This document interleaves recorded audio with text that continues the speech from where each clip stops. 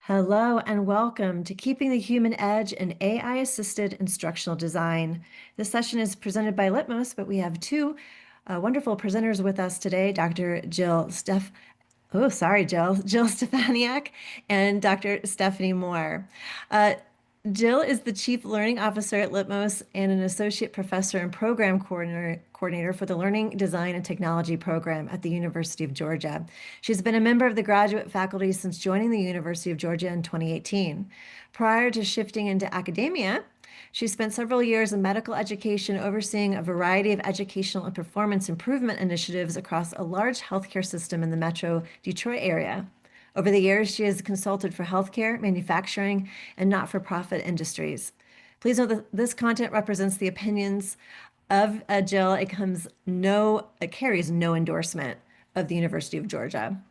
Dr. Stephanie Moore is an associate professor in the Organization, Information, and Learning Sciences program at the University of New Mexico, where she teaches adult learning, online learning, and assessment, multimedia design, and development and ethics. She's consulted with many other agencies and corporations, including the U.S. Department of State, the Office of Personnel Management, the Air Force, and private companies and institutes. She is a fellow of the Microsoft AI Economy Institute, working to develop two classes, AI for All and AI in Work and Learning, and has an NSF grant working on the ethics in intelligent and autonomous systems. So let's please welcome both of them to the session. I'm going to stop sharing my screen and the floor is all theirs. Thank you, Mel. We're just bringing up our slides here. So one of the things, just to kind of kick this off and kind of the spirit of where we want to carry this conversation, if you've got any comments throughout the webinar, feel free to put them in the chat. We will do our best to try and scan all of those as we're talking today. But we live in very interesting times as L&D professionals, in that the tools that we have available to us, particularly with AI, seem to be expanding at what seems at like an exponential rate. It seems to be expanding faster than we've ever seen when we think back to other technological trends that we've seen in the field over the last several decades. And with this one in particular, with AI and bringing forward so many different, I want to say, concerns, different considerations, and as well as opportunities. Sometimes it feels like we are we're building the plane as we're trying to fly it. We're trying to create policies and procedures to support our use of AI while we're trying to use it simultaneously. And so one of the things that has come up in a lot of conversations, and Stephanie and I engage in a lot of conversations, and we do a lot of work together in terms of research, is this idea of how do we keep the human edge in AI-assisted instructional design? I think, and Stephanie, feel free to tell me if your opinion has changed, but both of us do not think that instructional designers are going to become obsolete with the introduction of AI. But I definitely think there's ways that we can leverage its utility, but there's also things that we need to be mindful of in terms of keeping that human edge. And I think the more L&D professionals can get comfortable with how to advocate for that human edge, I think that's what kind of helps to safeguard some of our positions within the field and working with learners and working with different organizations.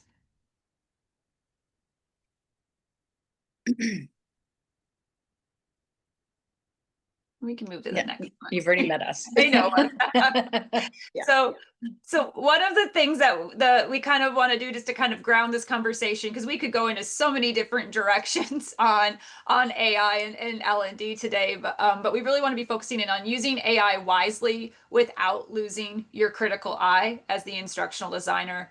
Replacing myths with evidence-based design, that is something that we're starting to see bubbling up again as people are starting to embrace and put in blind trust with AI technologies, and then leaning into your human strengths that AI can't match. And so hopefully we'll kind of be able to go full circle during our short amount of time that we have today.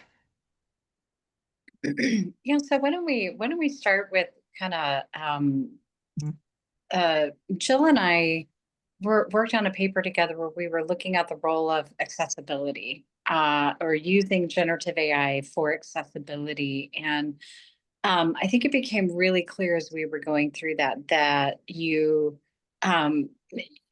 the output, right, it requires some sort of human work with the output. And so we'll talk a little bit about some of the things that we were seeing from that, and also some research that's starting to come out that's really indicative of what role generative AI in particular really can play in work and learning. I think too, when we think about where we're seeing AI taking shape is definitely with efficiency. We're seeing, we know, we're starting to see people. It's great for creating outlines. It's great for starting off learning objectives or giving you a variety of learning objectives as you're a designer. We're seeing a lot of organizations setting up ways to be able to generate content using AI tools. And if you just go back to the fundamentals of instructional design, anytime we're designing instruction, regardless of what format it is, we should always be asking ourselves three questions. Am I contributing to efficiency? Am I contributing to effectiveness? Am I contributing to ease of learning? Are my learners going to find the learning experience intuitive? Are they going to understand what they're learning? Do they know where to go throughout this learning experience?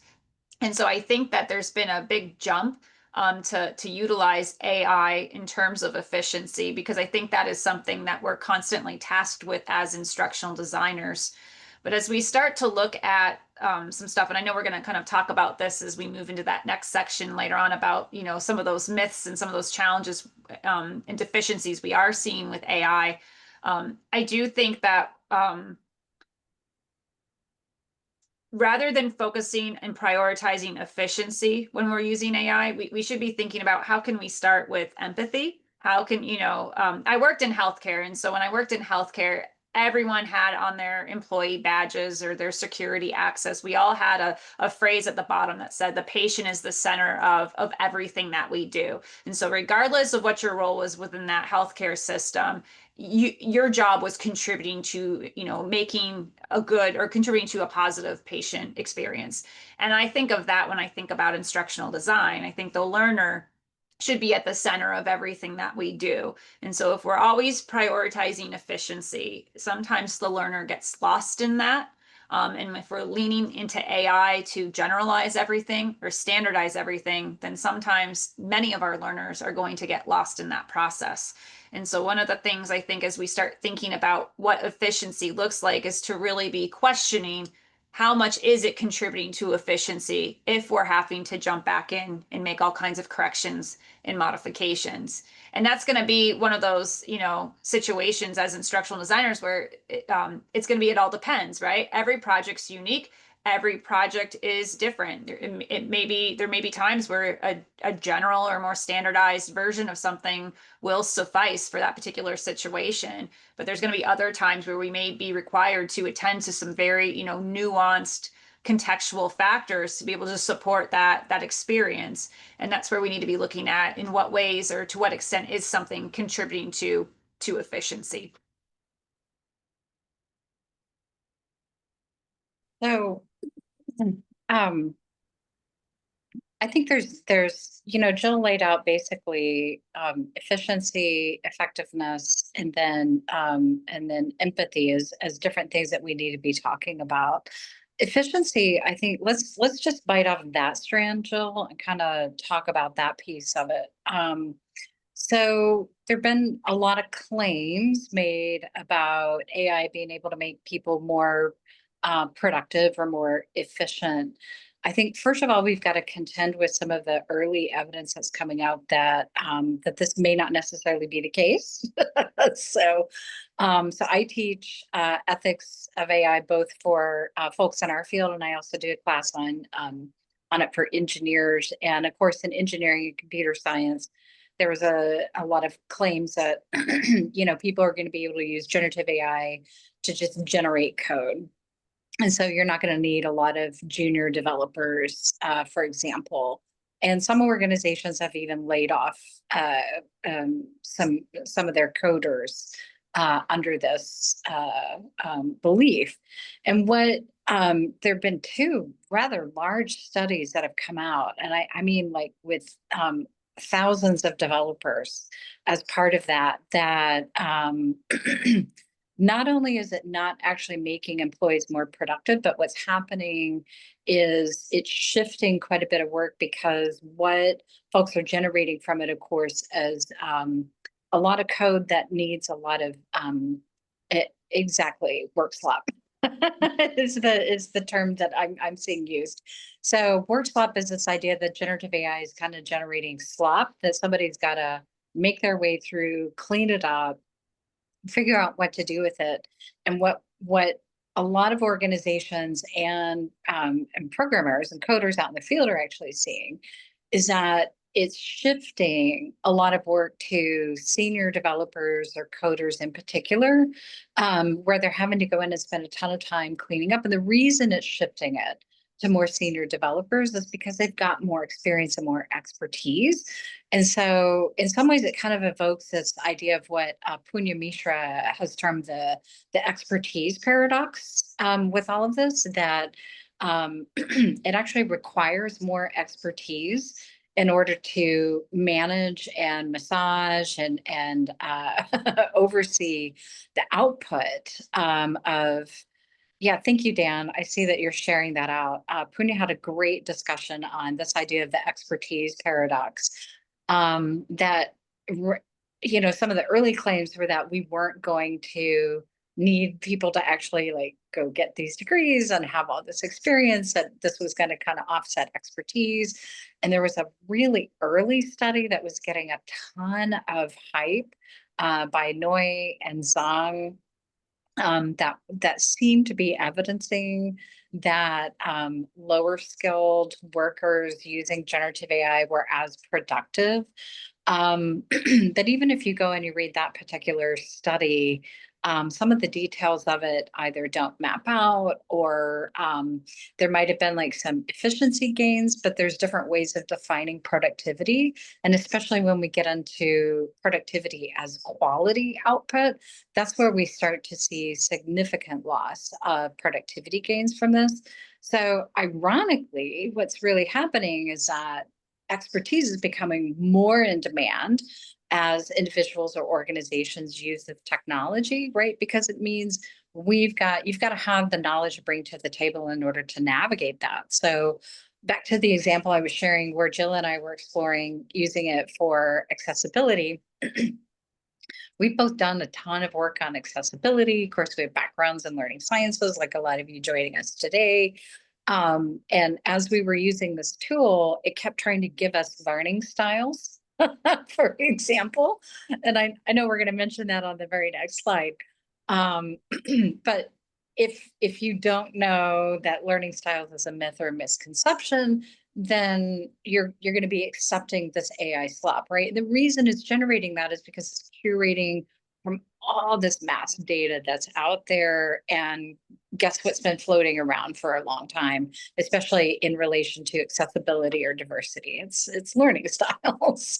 So, that requires somebody who's got the expertise and the knowledge base, right, to be able to say, okay, not that, I want to head in a different direction and I want to generate some very different output from that. So, so this question over increasing efficiency in certain tasks, I think Jill's on the right track here of thinking about where can we actually find the efficiencies in our workflows versus what did we assume very early on are the potential efficiencies that are there. Yes, UDL and learning styles have gotten conflated too. Exactly, Heather.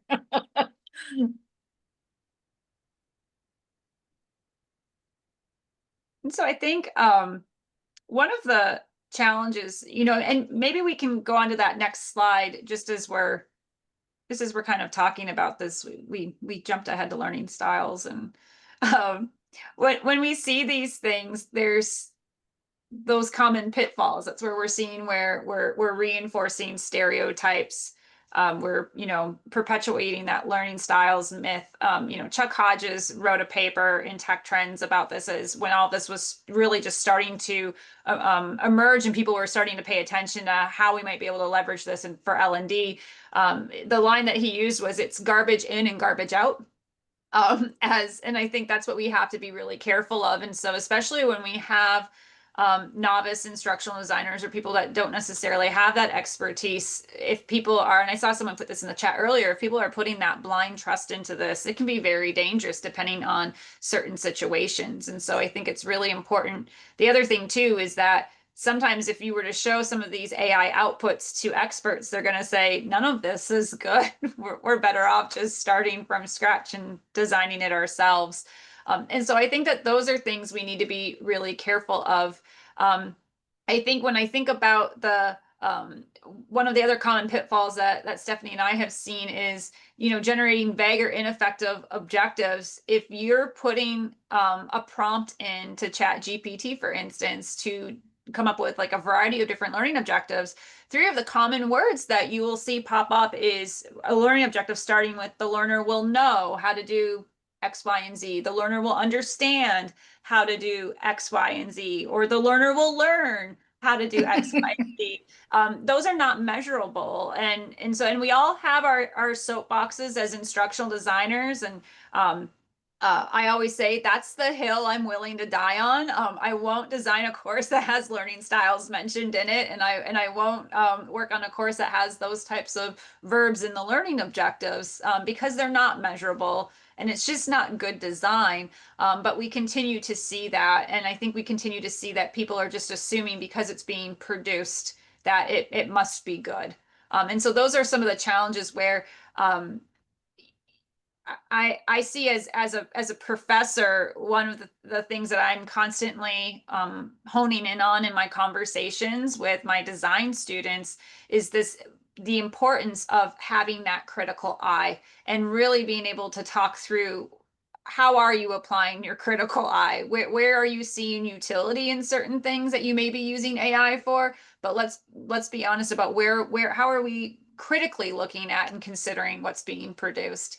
And I think there's opportunities to be able to start focusing in more, perhaps revisiting problem solving that sometimes I think people tend to take for granted, or we sometimes feel like we're going through those motions. But I definitely think it's something that we need to be having more conversations about, whether you're the professor teaching the instructional design class, or you're the student, or whether you're the instructional designer working in an organization and you're trying to explain to leadership why you can't put blind trust in AI to design everything for you, and you're trying to advocate for your job or for your fellow colleagues and stuff. I think it's really starting to frame those conversations about what L&Ds bring to the table and how we can apply that critical eye to these situations. Just going back to the accessibility example, we've also done some presentations with Amy Lamalini, and she's very well known with advocating for accessibility and writing and researching on this topic. And when AI first came out, she was playing around with different images about, creating what is a diverse learning environment look like on a college campus, and all kinds of pictures came out that weren't really reflective of what would be a college campus. So then she started to put in more prompts regarding accessibility, and just some of the images that were coming out just didn't make sense. And so again, wanting to be really careful on how we reinforce stereotypes. If she were just to have like copied those pictures, it would be reinforcing stereotypes. And so again, it's how are we looking at, what prompts are we using? And then again, how are we looking at what that output is? So I'm gonna, just because as I watch the chat, I feel like this is we've got folks here where I can kind of take you down the rabbit hole a little bit. So there's been a lot of talk, of course, about AI literacy, and we've got that over there as one of the practical strategies.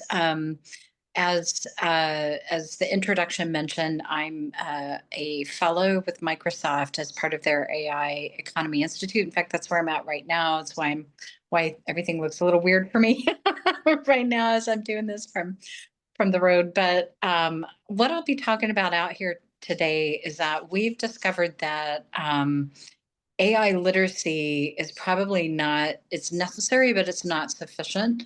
So certainly building that AI literacy and understanding what these tools are, right? How do the tools operate, understanding differences, like when we work with folks, and I saw some questions on like faculty development and training. I've been working on like multiple different initiatives. So faculty, staff, students, community, things like that. And what we're finding is, first of all, I think it's necessary to build a vocabulary, right? That when we talk about AI, that you understand, first of all, that AI is this very large umbrella term, and it can mean numerous different things, especially within an organizational context. First of all, most of the focus is on use of generative AI. And I think that's where most of the concerns are largely coming from, although of course there's also the category of predictive AI, which we see a lot being used a lot in organizations, whether that's predicting whether or not somebody might actually develop breast cancer in a healthcare context, or predicting the possibility of a wildfire in a given region, using vast amounts of imagery data. I mean, there are a lot of uses of like large data sets that are being used not just for generative purposes, but for predictive purposes as well. And a lot goes back to this garbage in, garbage out, right? Which is not a new turn of phrase. It's been around for a very, very long time, especially in the coding world. That depending on the data that you put into your system, that's going to really influence what you're getting out on the other side. So with the idea of AI literacy in particular, understanding how the technology works is a basic fundamental starting point for, if you're coming to this meeting today and you're thinking to yourself, I don't know what the difference is between predictive and generative, that's a great place to start to work on your own AI literacy and start to try to really understand different categories. AI has also been around for quite a long time. I mean, we have, I think, over 20 years worth of research in the field on intelligent tutors and like designing those, and how do you guide, how do you design a tutor that's actually going to be responsive to learners?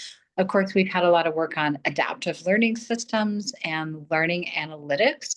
All of these are pulling from very similar or even the same technologies. So we've been doing quite a bit of that for a long time. It's that now, in some cases, especially like I said, with the generative AI, there's the argument that this is somehow going to replace folks. What we're seeing, and this is where I say AI literacy is necessary but not sufficient, is that there's a whole additional side of skills or competencies that folks really need to develop with this. When we did a needs analysis, we had four really interesting themes arise. I'm forgetting a third one, but the first one was demystifying the technology, that for both novices and experts alike, they wanted to really demystify the technology and understand it better. I will say one of the best resources I think out there for that is the book AI Snake Oil.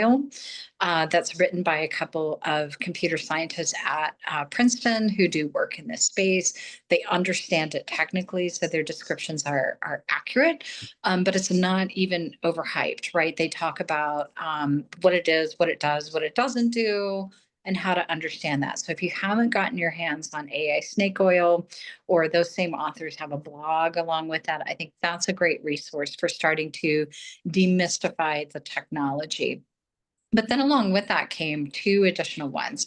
One was certainly related to ethics and starting to fold ethical considerations into choices. And there are a myriad of ways that ethics intersect here, all the way from decisions about whether or not to actually procure the technology and use the technology, and then raising questions like Jill was about potential bias in the data and stereotyping.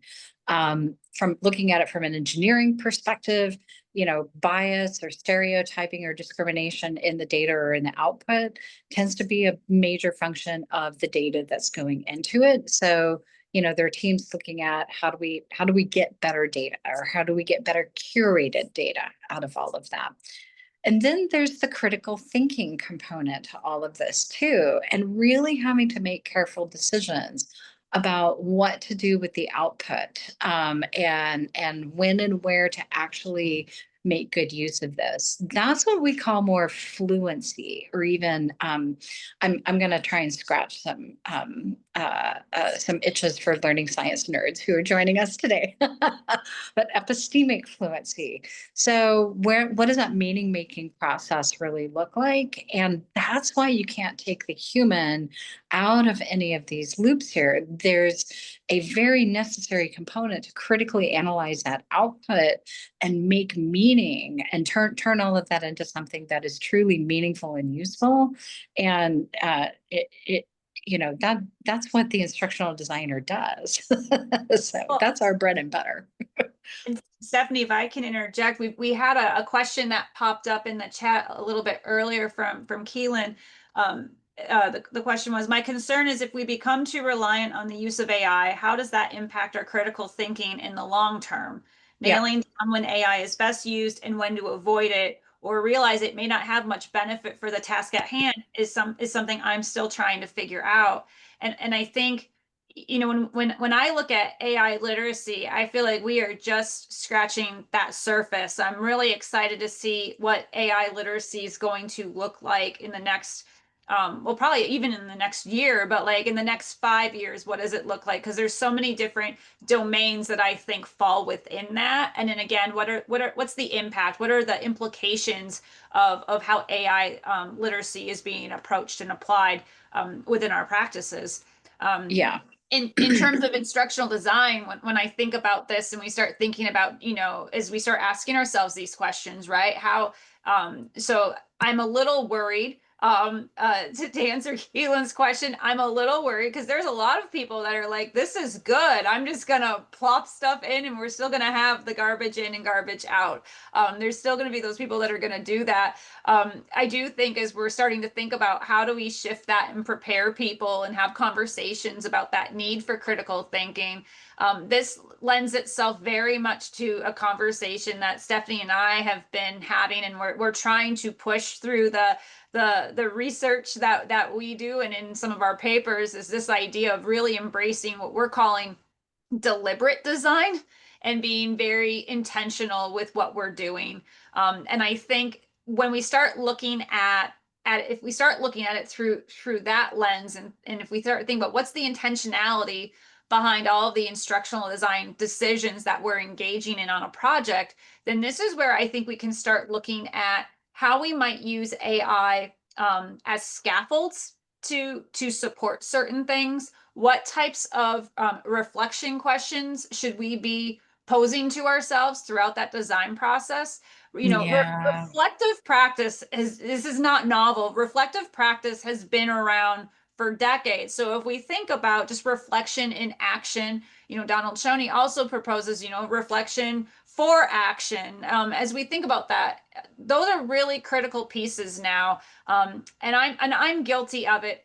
I'm sure many people are in the room, where I'll go in and say, it's really important to reflect. Reflective practice is good. And you get so busy doing all the things that you have to do on a project that you're like, I don't have time to reflect. I don't even have time to eat, sometimes running from meeting to meeting, as you're working on things, right? And so sometimes that kind of gets pushed to the back burner, or you complete a project and go, okay, if we ever do it again, we should make note. We'll make these changes. And sometimes that's all you do in terms of reflective practice. But I think if we start thinking about what are ways while we're designing, really embracing that idea of reflection in action, meaning while we're doing it in situ, what are some questions we should be asking ourselves? So not that we're necessarily formalizing the process where I'm going to sit down and journal everything that I'm reflecting on, or I'm going Right. to sit down and have conversations with all of my colleagues and say, we're having a reflective session, when that might not be convenient for us or for the project. But what are some things we should be questioning ourselves as designers as we're engaged in these activities? We talk so much about instructional design that anytime you make an instructional design decision, there needs to be a rationale for the decision that you're making. You know, usually when we're designing stuff, it's not just like, I just randomly, you know, picked this out of a hat, or I have a ball pit with different colored, you know, balls, and I've picked up the yellow ball today, so we're going this route, or we're going this route. There really should be a rationale behind every design decision that we're making, and it really should be tied back to, you know, data-driven decisions. It should be tied back to how is this going to support our learners. It should go back to how are we contributing to efficiency, effectiveness, and ease of learning. But again, I think it starts going into how are we preparing people to be embracing this idea of deliberate design.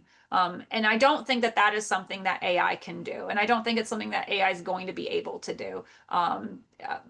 This is where that human-centered piece really comes in, where AI is a tool that we can leverage, but it shouldn't be the replacement.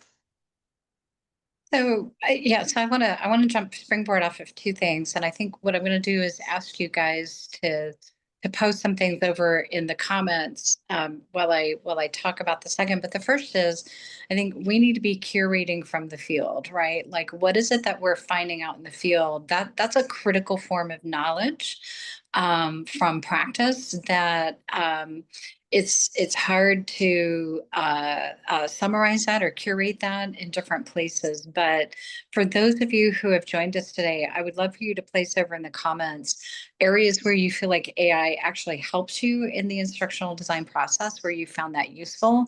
And if you could even elaborate a bit on what you find to be really useful about that. And then if you have, again, if you've been testing this or using it in some way, you know, what are areas where you feel like it's actually been disruptive, or it's created work for you, or it hasn't been efficient or productive in the way that you thought that it might be? I think what we need to do is start, you know, like I said, curating some of this knowledge from the field, from practice as we experiment. We're doing that with our in my program at UNM. You know, we've been rather frustrated with the emergence, the use of generative AI in asynchronous online courses, for example. As one colleague put it, he feels like he is having a conversation with a bunch of chatbots, not with learners and students. Asynchronous online learning in particular is a specific problem area, right, that we've got to take a look at and think about what are some more effective strategies. And so what we're doing is, as a community, we're actually all trying very different strategies because we're coming at this from very different perspectives.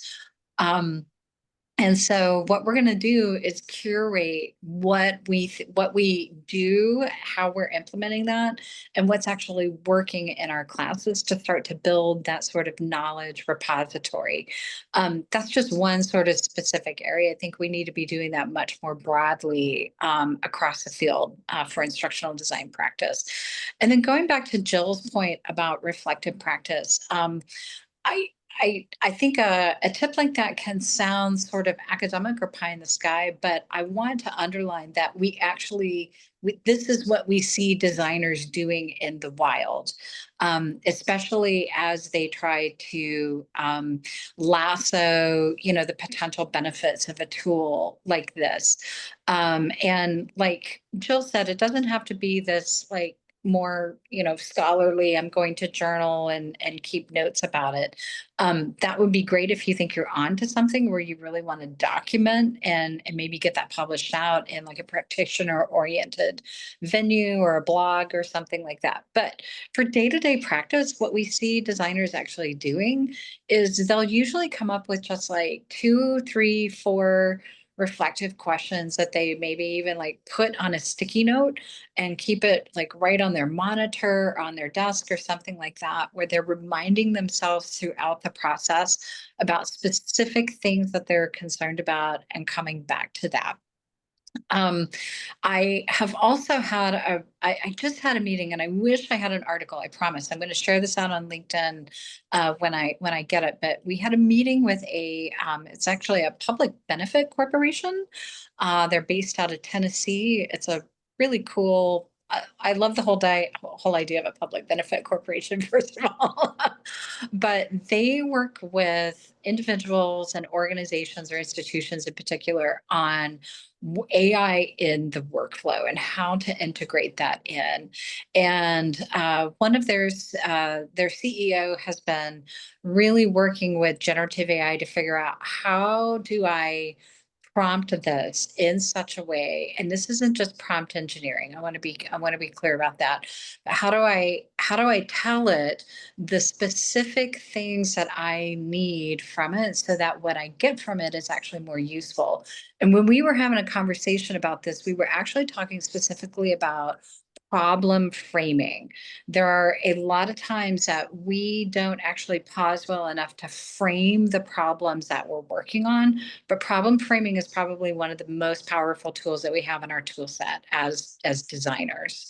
And so the more specific you can be about the nature of the need, the nature of the outputs that you need from a generative tool, and what problem it is that you're actually trying to address, the more helpful that becomes. So the CEO said he's documenting his process and getting ready to write a paper on that. I told him I want that paper as soon as it's done, so I can share it and read it and get that out for folks. But I think too, like, again, going back to what I've asked you guys to do over in the chat, I think starting to curate that knowledge, right? Like, document what's working for you, what specific strategies are working. That would be great.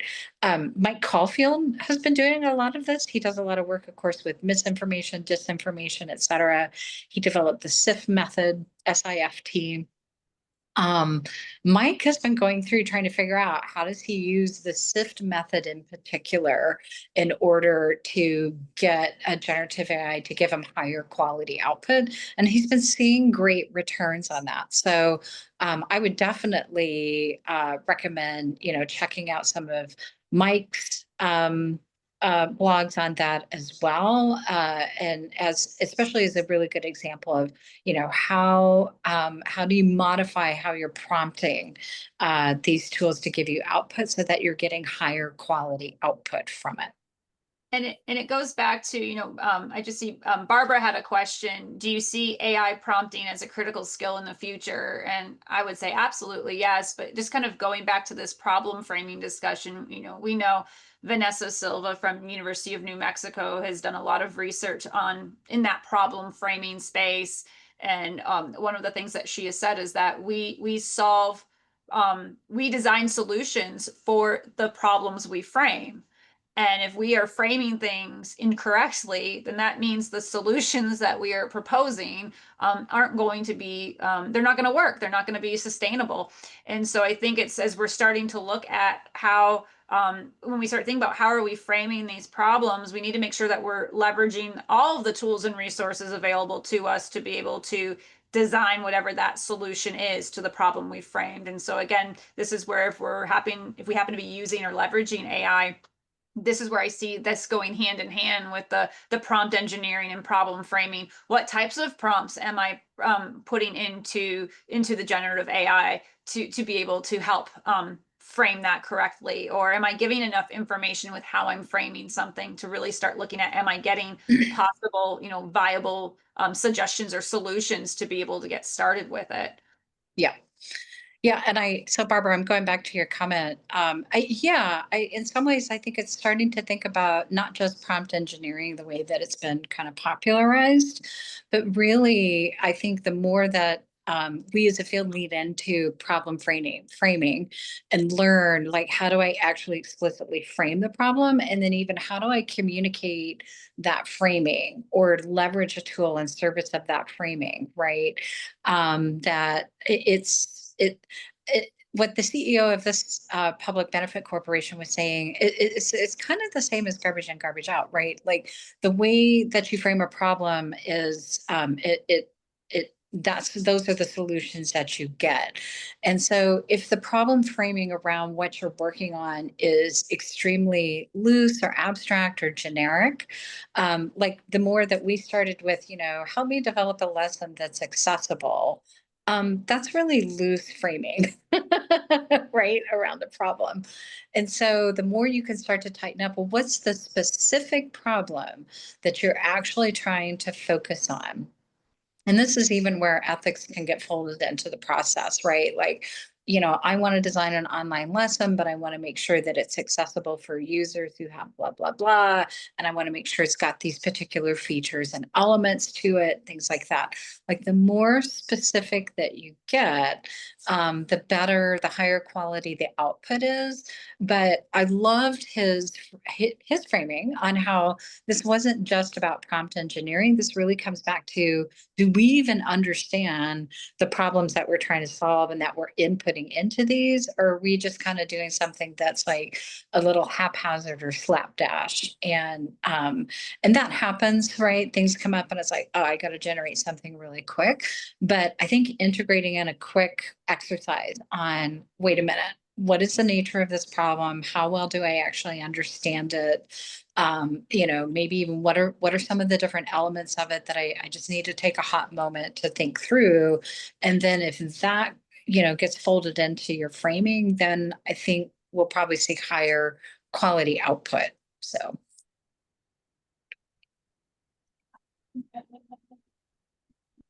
I'm reading back through. We've got another question that got sent to us from Akio. In addition to ethical conversations about the critical thinking piece, are folks talking about the environmental implications of AI use in ID work? Maybe post-humanist ID researchers. First of all, hi Akio. It's always so good to see you, and I hope you're sharing your thoughts over in the comments as well. So Akio and I have known each other for a very long time.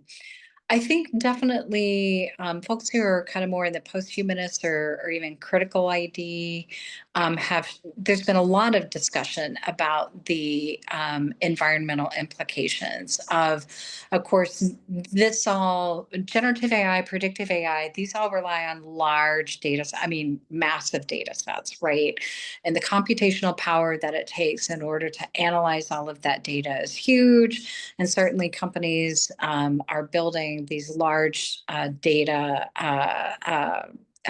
sources, that put more demand on water, on electricity grids, things like that. So now where so ethics intersects with instructional design in a number of different ways. The way that environmental considerations are intersecting here is really more around the choice of use or not use.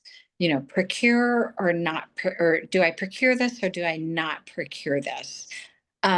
Because once you decide that you are going to use it or that you aren't, there's not really a whole lot of space left for the way in which you might use a tool having less of environmental impact or more of an environmental impact, right? So I think there are some folks who are trying to get the conversation started at the more organizational level around, what are some of the ethical considerations that are informing decision making, specifically around like procurement and implementation. I see environmental impact playing out less in conversations where folks have decided that they're going to use the tool, for one reason or another. At that point, other sorts of ethical considerations start to come in, like bias and discrimination, privacy, data rights, things like that, consent, transparency around how that data is used. Those are ones that can certainly be considered at the front end as sort of a filter of, whether to purchase or procure.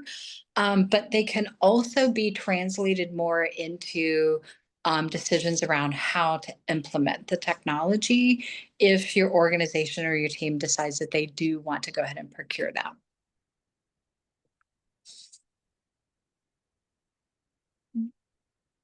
We've got another question. I'm just going to go through the ones that are popping up here. Jackie's got a question. What are your thoughts on generating content with AI and then having subject matter experts review and then dumping that content into the instructional design deliverables? I think you got to weave in a few additional things. So I think like if you're going to, one of the things that I do think can be helpful is anytime I've worked with subject matter experts, especially when I worked in healthcare, sometimes I would be waiting outside an operating room to try and get one of the surgeons to review something as we're walking down the hall, as he was going off to either his next surgery or his next meeting, saying, I've got a menu of options, like what makes sense, what do you like, what do you not like, as we were trying to refine some projects. So I think AI can be really helpful in trying to get some things started for the subject matter experts to be able to react to and respond to. But rather than just doing a full data dump and providing that to them, I still think you need the instructional designer to be looking at, again, what's that problem framing look like? What are the prompts that are going in? What are we able to look at and highlight and say we need clarification on this? We need that expert to be able to ensure that this is up to date, or perhaps it's up to industry standards, depending on what it might be. It's up to legal standards, depending on what it might be as we're going forward.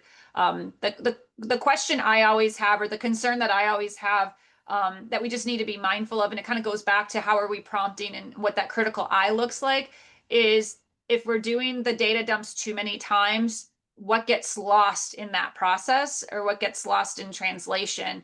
And so those are things that I think we need to be thinking about as well. I've also found, and I know I'm not unique on this, anytime I've worked with a subject matter expert, they love to throw in everything, right?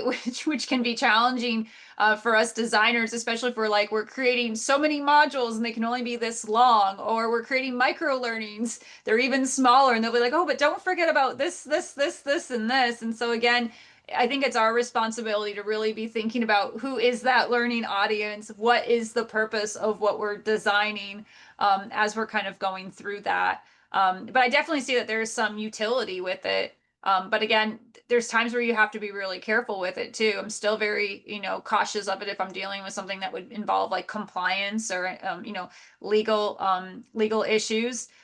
We're seeing a lot of organizations being able to take, policy documents within their organization and compress that into a micro learning, which can be great if you're trying to reinforce learning, or you want to send out reminders to your employees or your learners. Someone still needs to make sure that they're going through that to say, how much of that policy got changed in that process, or did we leave out something that was the most critical piece of that policy, as that's going on? Because AI is not necessarily going to know how your organization's prioritizing something in those documents, or how an industry or how a subject matter expert might prioritize certain topics.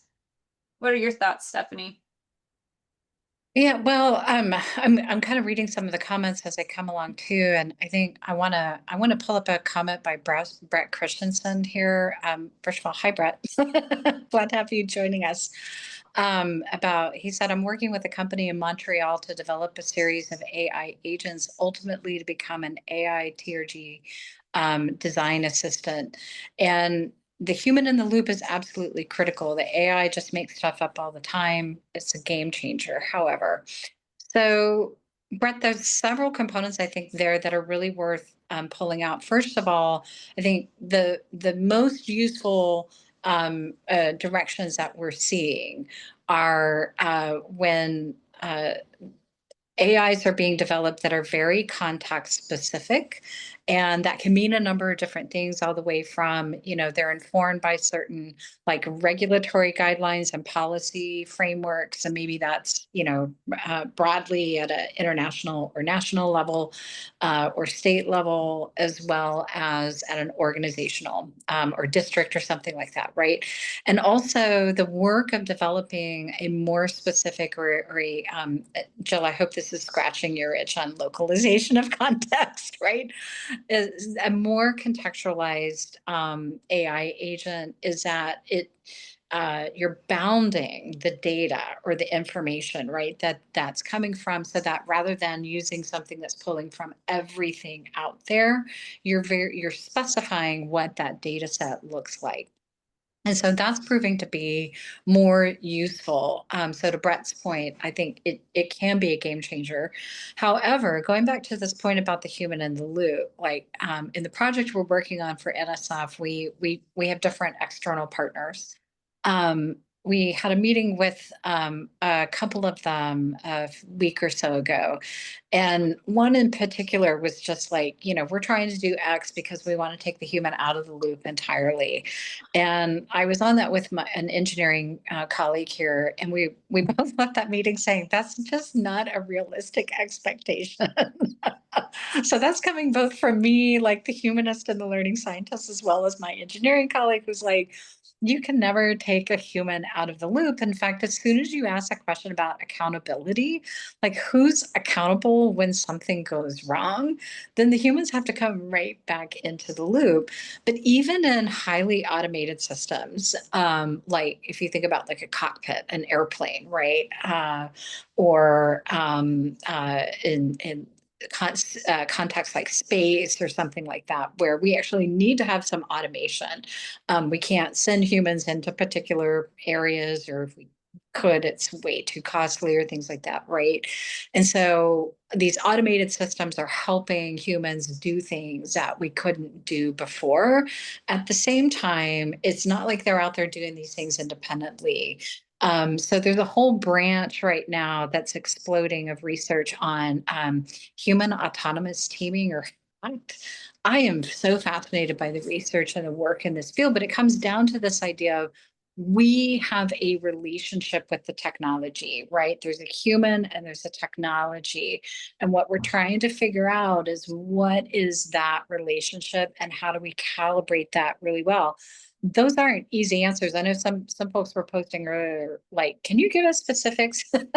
That's a little difficult, actually. It's because it's very context specific as to what's going to look right and what's that best relationship between a system and the human, or a technical system and the human users or the human system that's around that. But what I can say is that these are all things that we tackle it from the perspective of how do we design for that relationship to be as effective as possible. And I think that's our goal. And frankly, at the end of the day, in some ways, from instructional designers, what I want to evoke from you guys is not just that we're following our checklists or whatever model you learned or anything like that, but that we're really engaging in this from a sort of design perspective, right? You are devising possible solutions to this as you figure out when you're working with it. And that's that sort of creative problem solving process that frankly IDs are really good about.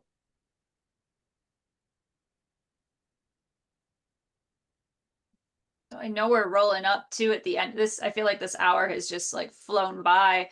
And we've kind of been talking about a lot of these things as we've been going through the conversation today and following what you all have put in the chat. So when we think about what's our role, what's the role of the instructional designer in the AI world? I think one of the things as we're thinking about what are the ways in which we continue to embrace and hold on to that human edge of design is, we've talked about empathy, really thinking about what do we know about that learning audience, keeping the learner at the forefront of everything that we do. We've talked about the problem framing and that deliberate design and, what's the intentionality that's going into the design decisions and actions that we're doing. And we've talked about, how we're engaging in those types of prompts too, really thinking about how this lends itself to problem framing. And then with the contextual understanding,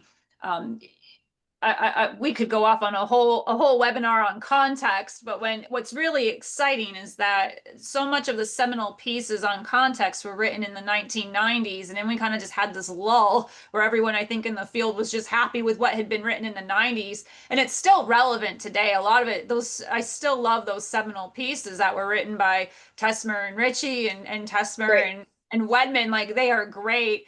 But we started to see an uptick around like 2018, 2019, where people were starting to bring back these conversations. We've seen Monica Tracy, we've seen John Bakke talking about localization of context. How does that align with user experience design? How does that align with empathetic design? And now that we're in this age of AI, I see where there's so much more opportunity now to continue to springboard off of those conversations and go, what does it look like in an AI world? How are we leveraging AI in different ways to be able to help us with localizing that context. As instructional designers, I feel like we're constantly balancing two tensions. We've got this tension of go general to reach the masses and reach as many learners as possible, but then be specific to help our learners see the relevance and utility in what we're designing. And that's really challenging because there's times where you can't do both effectively at the same time.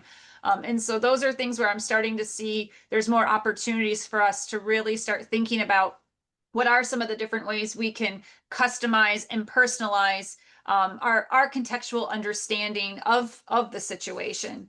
I think of if I look at it that way, and I keep thinking of deliberate design and how we go about localizing context, this is where I see AI can really come in to help us with personalization of content, as opposed to relying on AI to standardize everything for everyone.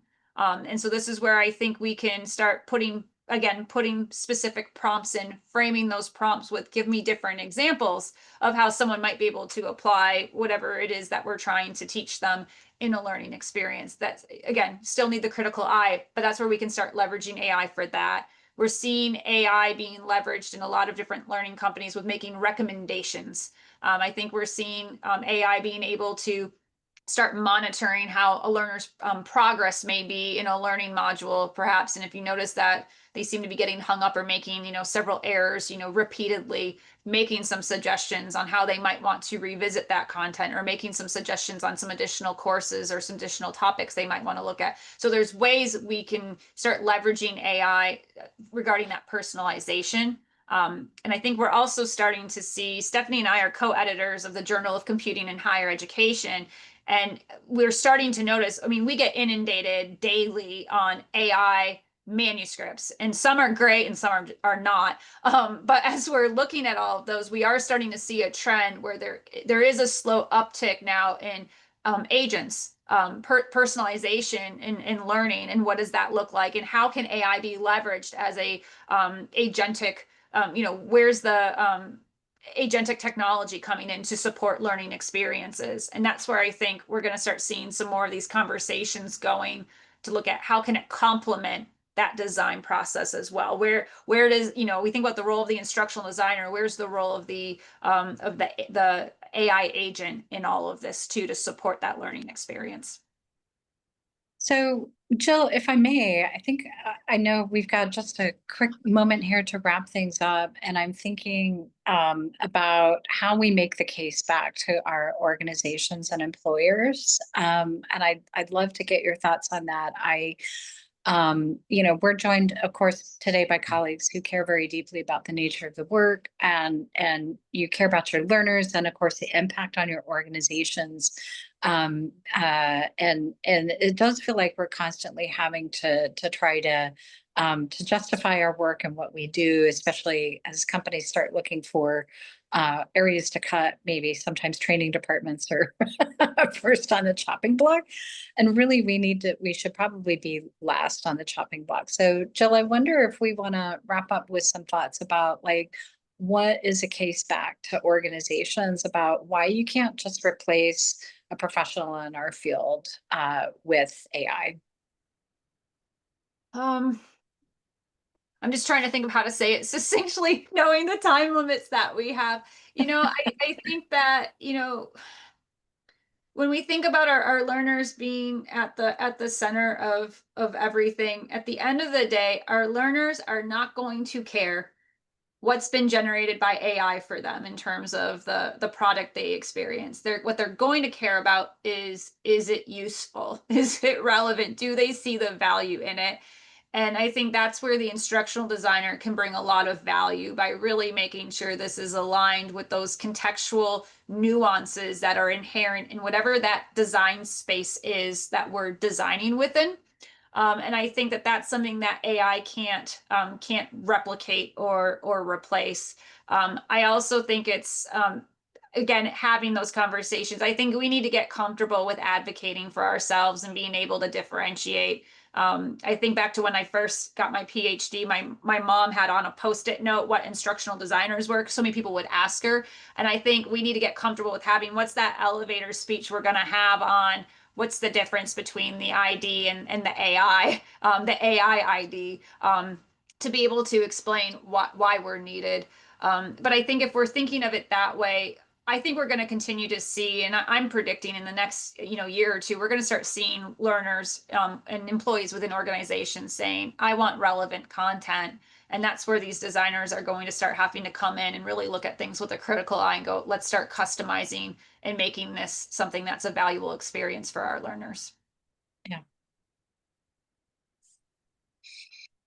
All right, thank you all. I know we're over time. I don't, is Alyssa going to be wrapping us up or?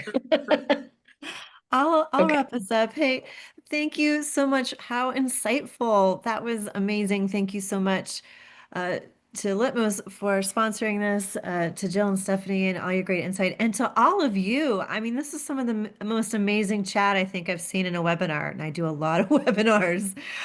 So I would, there's no way to extract it, except, highlight it all and copy and paste it. I would highly recommend everybody do that right now while I'm still closing things out.